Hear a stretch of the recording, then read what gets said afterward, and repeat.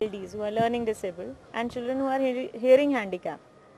So I am teaching such children in an inclusive setup. Ours is, pioneer in inclusion. So this year we have registered with CBSE for the first time for the ninth class, and we have registered 22 children. Out of these, 10 are dyslexics and 12 are hearing handicap. So while implementing CC on these children, what I feel is that CBSE has not given any guidelines specifically for these children. Like, say, let's take question papers for example. They have given a precise marking scheme. Like I am teaching English, so they have divided the subject into 4 sections: reading, writing, and then text and grammar. They have given a marking scheme. Now the textbooks, they have not been modified, right? And the question papers, to be said, it's been clearly written that you cannot change the marking scheme. The questions, they have not written that the questions can be adapted. So if we want to adapt these questions, like if we want to make these questions simpler or direct questions or questions from the behind the text, so can we give those questions? It still remains a query, right? Had there been any guidelines, so we would have easily followed them, right? So this is one point, like setting up of question papers. There are no setting. Yeah, that's my recommendation or a suggestion, because when the CCE was getting framed, we met the PRO at CBSE. She told us that the people who are from special field, like dealing children with special needs or special educators, they were not consulted. There are, like, if you see the examination bylaws given by CBSE, the 19 provisions which are there, it is only mentioned that extra time limit will be given to such children, or an assistant invigilator from the school will be provided, or for the visually impaired or for the blind, the questions will be in bigger letters. This is the only provision CBSE gives.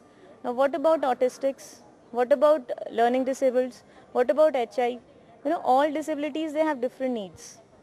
Though they have included all such children under CBSE, like these children can appear for examination, but they haven't mentioned, how the textbooks can be modified. And furthermore, the textbooks, like they have given us an option that these children can take additional subjects.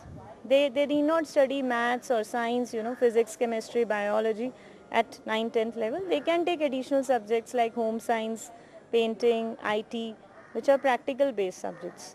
Now okay, fine, we have opted for the additional subjects. Now what about the books? There are no books in the market. Even the CBSE publication division doesn't have any books. So where should we go? From what should we teach? That's a big problem. So after registering in CBSE and after opting all those subjects, books are available. Like the private publishers, they are publishing books on maths, Hindi, English, biology, physics, chemistry, Sanskrit, whatever. What all these? What about additional subjects? And since the government is also promoting Sarv Shiksha Abhiyan, inclusion, even like अभी MCD के like chairman, he was also saying कि विकलांग बच्चों को पढ़ाना है, मंद बुद्धि बच्चों को पढ़ाना है. तो पढ़ाना है, लेकिन टेक्स्ट बुक को आपने कुछ चेंज किया? Is NCERT working on this point?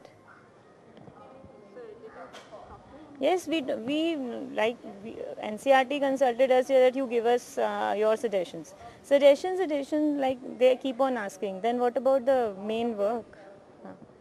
वो तो कुछ नहीं हुआ ना.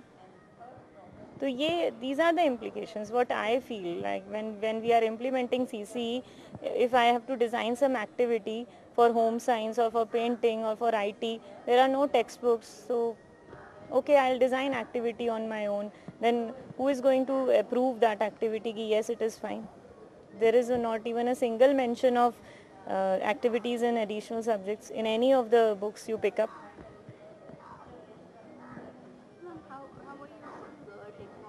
Now what we are doing is, earlier we used to we used to register these children with NIOS. NIOS has a very good provision. They have books. So we are teaching the topics given by CBSE. They have given us in the curriculum book, they have given just mentioned the chapters. We are taking those chapters from the open school book, or Any book which is available by a private publisher, only one single book is available for home science that we have picked up. From there we are teaching them. Teachers are themselves making notes and then teaching them. It's a big difficulty. Technology, see, it all depends, on what kind of school you are in, how much the school is putting in effort to, upgrade your infrastructure. As a teacher, I cannot say to the principal that you put up smart classroom in my class so that I can teach them very fluently. It depends on the management part. So yes, technology is required. It enhances better learning, and especially for these children, because we can use a multi-sensory approach for learning. That is very much essential. But it then again depends on the school part. As a teacher, yes, it is required.